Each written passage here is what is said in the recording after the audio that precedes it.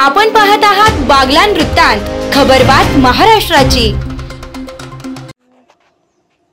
मुंबई आग्रा राष्ट्रीय महामार्गावर बसला अपघात, 4 प्रवासी गंभीर। देवळा मुंबई आग्रा राष्ट्रीय महामार्गावर नाशिकहून मालेगावकडे जाणाऱ्या एका भरधाव बसवरील चालकाचा उमराणेजवळ बसवरील नियंत्रण सुटल्याने भीषण अपघात झाला।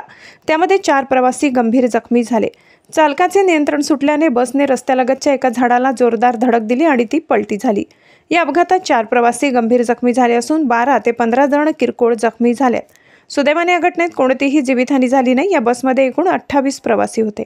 मुरबाड येथून नावी जळगाव येथे निघालेली बस MH14AH 0883 मुंबई आग्रा महामार्गावरून जात असताना उमराणेजवळ असलेल्या सोनाई फाट्याजवळ हा अपघात झाला। भरधाव वेगामुळे चालकाचे बसवरील नियंत्रण सुटले आणि बस 100 ते 150 मीटर पुढे जाऊन रस्त्याच्या खाली उतरली।